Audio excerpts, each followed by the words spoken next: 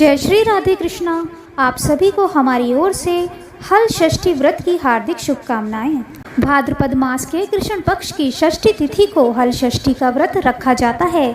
इस दिन भगवान श्री कृष्ण के बड़े भाई बलराम जी का जन्म हुआ था। इसके ठीक 2 दिन बाद कृष्ण जन्माष्टमी का व्रत किया जाता है।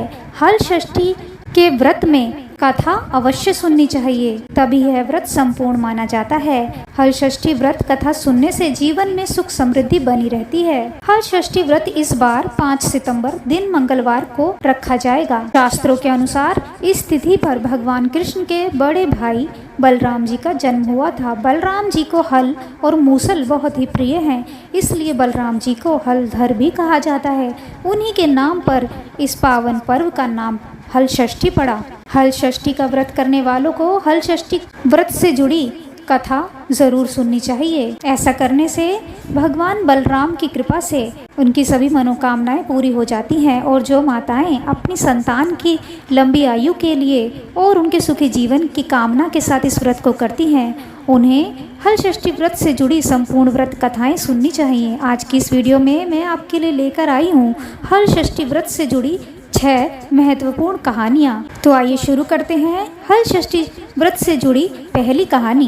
कृपया कथा को ध्यान से श्रद्धा पूर्वक शुरू से अंत तक जरूर सुने। हल षष्ठी व्रत कथा प्रथम अध्याय। मथुरा के राजा कंस अपनी बहन देवकी को विवाह के बाद विदा करने जा रहे थे तो आकाशवाणी के वचन सुन के कि देवकी का 8वां गर्भ तेरी मृत्यु का कारण बनेगा, ऐसा जानकर बहन और बहनोई को कारागार में डाल दिया और वासुदेव देवकी के 6 पुत्रों को एक एक करके कंस ने मार डाला। जब 7वें बच्चे के जन्म का समय नजदीक आया तो देवर्षि नारद जी वसुदेव और देवकी से मिलने पहुँचे और उनके दुख का कारण जानकर देवकी को हल षष्ठी देवी के व्रत रखने की सलाह दी। देवकी ने नारद जी से हल षष्ठी व्रत की महिमा व कथा पूछी तो नारद ने पुरातन कथा कहना प्रारंभ किया कि चंद्रवत नाम का एक राजा हुआ करता था जिनको एक ही पुत्र था। राजा ने राहगीरों के लिए एक तालाब खुदवाया था, किंतु उसमें जल ना रहा, सूख गया।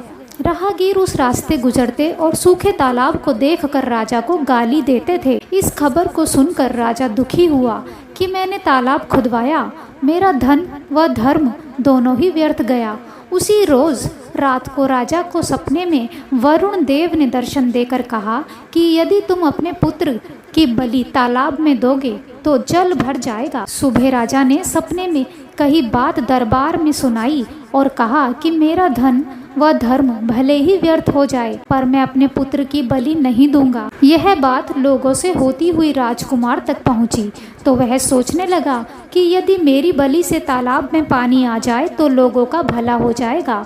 यह सोचकर राजकुमार अपनी बलि देने के लिए तालाब में बैठ गया। अब वह तालाब पानी से लबालब भर गया। जल के जीव जंतुओं से तालाब परिपूर्ण हो गया। एक लौते पुत्र के बलि हो जाने से राजा दुखी होकर वन को चला गया। वहाँ 5 स्त्रियां व्रत कर रही थी, जिसे देखकर राजा ने कौन सा व्रत और क्यों कर रही हो पूछने पर स्त्रियों ने हल षष्ठी व्रत की संपूर्ण विधि विधान से बतलाई। उसे सुनकर राजा वापस नगर को गया और अपनी रानी के साथ उस व्रत को किया।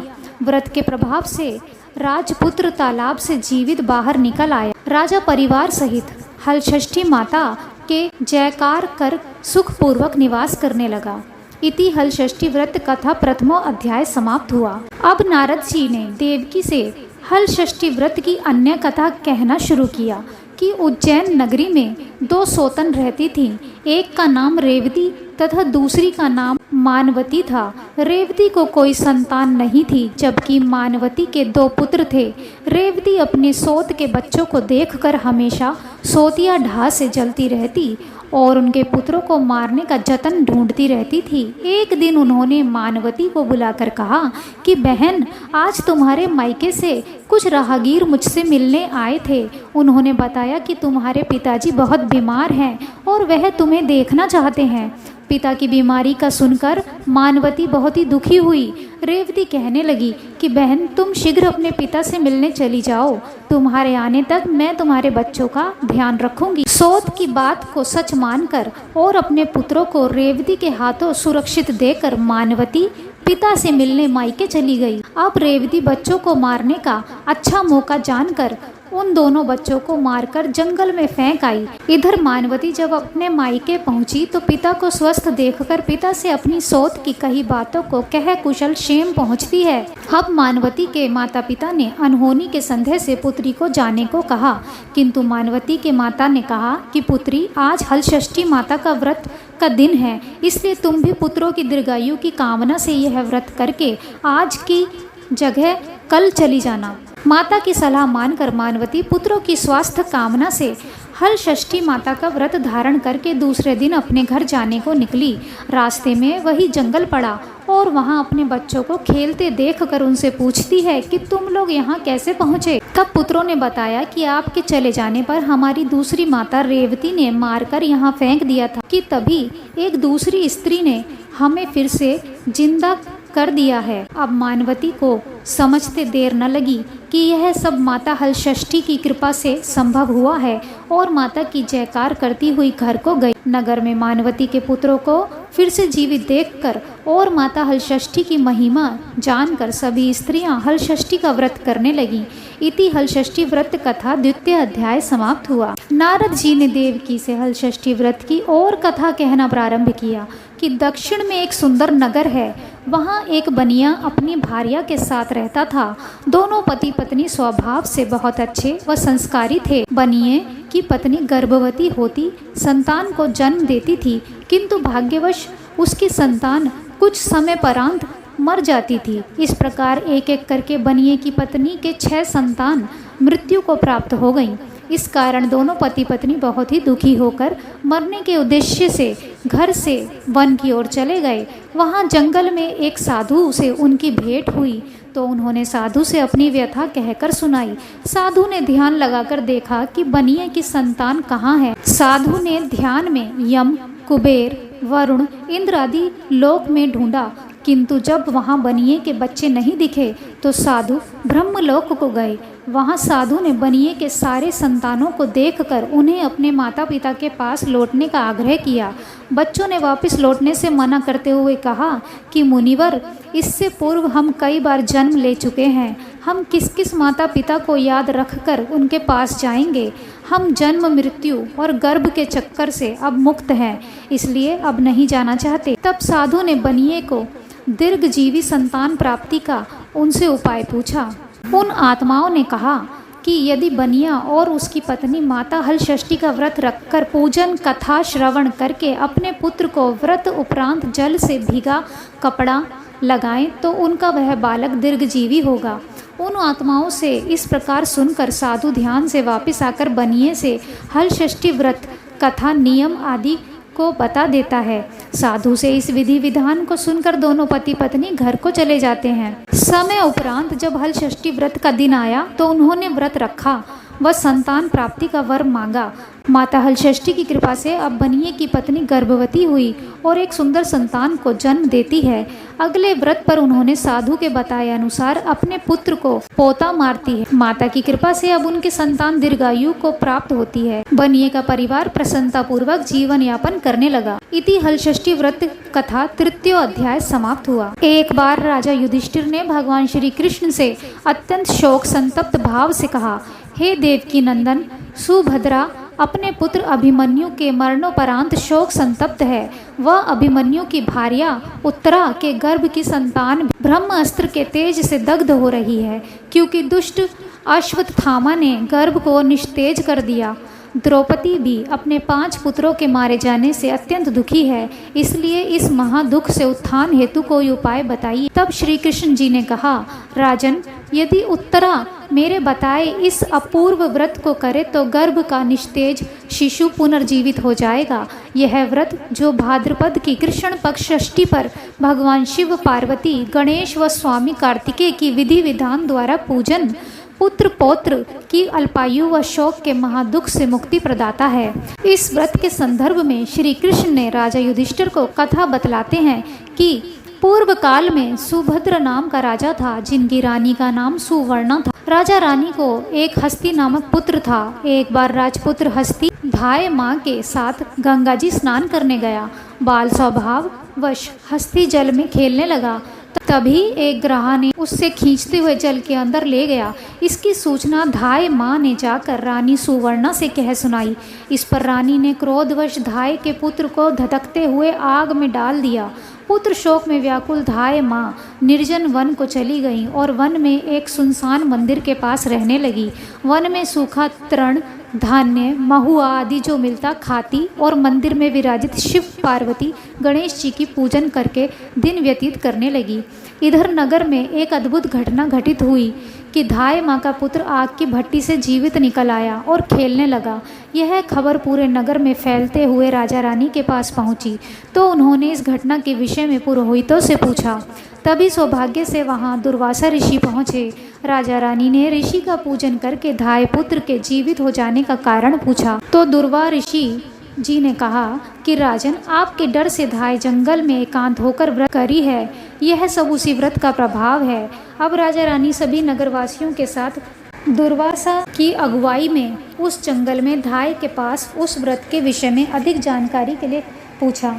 तब धाय ने कहा कि राजन, मैं पुत्र शोक से दुखित होकर यहाँ रहने लगी थी और यहाँ व्रत ग्रहण करके भगवान शिव पार्वती गणेश जी व स्वामी कार्तिकेय का पूजन करके सूखा तृण धान्य महुआ आदि खाकर रहने लगी। तब रात को मेरे सपने में शिव परिवार के दर्शन हुए और तुम्हारा पुत्र जीवित हो जाएगा, ऐसा वरदान दिया। अब रानी ने व्रत की विधि विधान को पूछा तो दुर्वासा जी ने हल षष्ठी व्रत की संपूर्ण विधि विधान बताया। राजा रानी ने हल षष्ठी व्रत की महिमा जानकर व्रत को किया। व्रत के प्रभाव से राजपुत्र हस्ती ग्राह के चंगुल से छूटकर खेलते हुए नगर आया। अपने पुत्र को पाकर राजा रानी सुखी हुए और धाय भी पुत्र के साथ प्रसन्न होकर निवास करने लगी। वही बालक हस्ती आगे चलकर परम प्रतापी हुआ और अपने नाम से हस्तिनापुर को बसाया। इस प्रकार भगवान श्री कृष्ण ने युधिष्ठिर से हल षष्ठी व्रत की महिमा का ज्ञान देते हुए कहा कि हल षष्ठी व्रत कथा पहले नारद जी से सुन। मेरी माता देवकी ने इस व्रत को सबसे पहले किया, जिसके प्रभाव से उनके आने वाले संतान की रक्षा हुई। अब भगवान श्री कृष्ण से सुन। युधिष्ठिर ने इस व्रत को उत्तरा द्वारा करवाया। व्रत के प्रभाव से उत्तरा का अश्वत्थामा द्वारा नष्ट हुआ गर्भ फिर से जीवित हो गया तथा प्रसव पश्चात बालक का जन्म हुआ, जो कालांतर में राजा परीक्षित नाम से प्रसिद्ध हुआ। इति हल षष्ठी कृष्ण युधिष्ठिर संवाद कुश पलाश नाम व्रत कथा चतुर्थो अध्याय समाप्त हुआ। आइए अब सुनते हल षष्ठी व्रत से जुड़ी अन्य प्रचलित कथा। प्राचीन काल में एक ग्वालन थी। उसका प्रसव काल अत्यंत निकट था। एक ओर वह प्रसव से व्याकुल थी तो दूसरी ओर उसका मन दूध और दही बेचने में लगा हुआ था। उसने सोचा कि यदि प्रसव हो गया तो गौ रस यूं ही पड़ा रह जाएगा। यह सोचकर उसने दूध दही के घड़े सिर पर रखकर और बेचने के लिए चल दी। किंतु कुछ दूर पहुंचने पर उसे असहनीय प्रसव पीड़ा हुई। वह एक झरबेरी की ओट में चली गई और वहां एक बच्चे को जन्म दिया।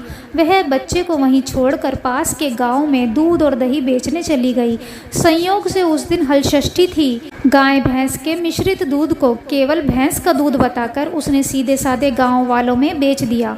उधर जिस झरबेरी के नीचे उसने बच्चे को छोड़ा था, उसके समीप ही खेत में एक किसान हल चला रहा था। अचानक उसके बैल भड़क उठे और हल का फल शरीर में घुसने से वह बालक वहीं मर गया। इस घटना से किसान बहुत दुखी हुआ। फिर भी उसने हिम्मत और धैर्य से काम लिया। उसने झरबेरी के कांटों से ही बच्चे के चीरे हुए पेट में टांके लगाए और उसे वहीं छोड़कर चला गया। कुछ देर बाद ग्वालिन दूध बेचकर वहां आ पहुंची। बच्चे की ऐसी दशा देखकर उसे समझते देर नहीं लगी कि यह सब उसके ही पाप की सजा है। वह सोचने लगी कि यदि मैंने झूठ बोलकर गाय का दूध ना बेचा होता और गांव की स्त्रियों का धर्म भ्रष्ट ना किया होता तो मेरे बच्चे की यह दशा ना होती। इसलिए मुझे लौटकर सब बातें गांव वालों को बताकर प्रायश्चित करना चाहिए। ऐसा निश्चय करके वह उस गांव में वापस पहुंची जहां उसने दूध और दही बेचा था। वह गली गली घूमकर अपनी करतूत और उसके फलस्वरूप मिले दंड का बखान करने लगी। तब स्त्रियों ने सधर्म रक्षार्थ और उस पर रहम खाकर उसे क्षमा कर दिया और उसे आशीर्वाद दिया।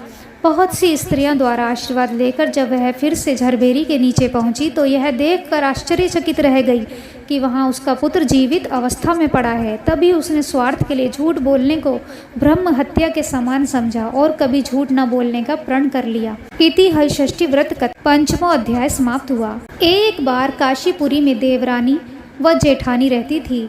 देवरानी का नाम तारा व जेठानी विद्यावती थी। दोनों ही नाम अनुरूप। तारा उग्र स्वभाव तथा विद्यावती अति दयालु थी।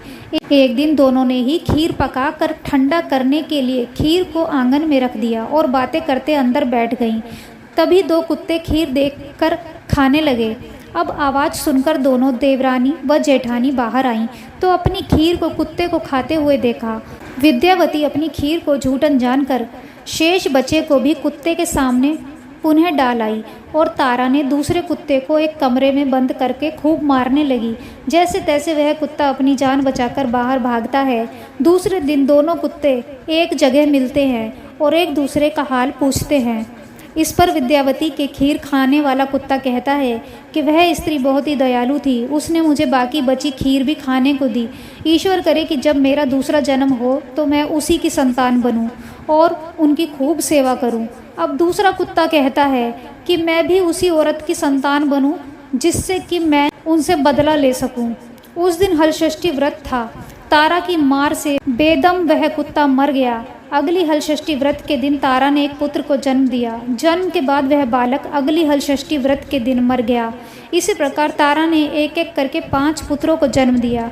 उनका पुत्र 1 साल बाद हलषष्ठी व्रत के दिन मर जाता था, जिससे तारा दुखी होकर हलषष्ठी माता से प्रार्थना करने लगी। उसी रात सपने में तारा ने वही कुत्ते को देखा जो उसकी मार से मरा था। कुत्ते ने सपने में तारा से कहा कि मैं तुमसे बदला लेने के उद्देश्य से तुम्हारा पुत्र बनकर आता हूँ और मरकर फिर से आता हूँ। जब तारा ने अपने अपराधों के लिए क्षमा मांगी तो उस कुत्ते ने कहा कि तुम हलषष्ठी व्रत करो जिससे तुम्हें दीर्घजीवी पुत्र की प्राप्ति होगी। सपने में कही विधि अनुसार तारा ने अगली बार हलषष्ठी व्रत को किया और माता से आशीर्वाद मांगा। हलषष्ठी माता की कृपा से तारा ने दीर्घजीवी संतान को जन्म दिया और प्रसन्नतापूर्वक जीवन यापन करने लगी। इधर विद्यावती ने भी हलषष्ठी व्रत करके माता की कृपा से एक सुंदर सुशील पुत्र को जन्म दिया और सुखपूर्वक निवास करने लगी। इति हलषष्ठी व्रत कथा 6वां अध्याय समाप्त हुआ। तो यह थी हलषष्ठी व्रत से जुड़ी 6 कहानियाँ। आशा करती हूँ कथाएं आपको पसंद आई होंगी। यदि आपको वीडियो पसंद आया है तो वीडियो को लाइक ज़रूर कीजिए, शेयर कीजिए और कमेंट बॉक्स में जय श्री राधे कृष्णा और जय श्री बलराम जी की ज़रूर लिखिए, जिससे संपूर्ण व्रत कथा का फल आप सभी को अतिशीघ्र ही प्राप्त हो जाए। यदि आप हमारे चैनल पर पहली बार आए हैं और अभी तक आपने हमारे चैनल को सब्सक्राइब नहीं किया है तो कृपया आज ही चैनल को सब्सक्राइब कर लीजिए। साथ ही बेल आइकन को भी प्रेस कर दीजिए, जिससे हमारी आने वाली सभी नई वीडियोज़ की जानकारी आपको सबसे पहले मिले। राधे राधे।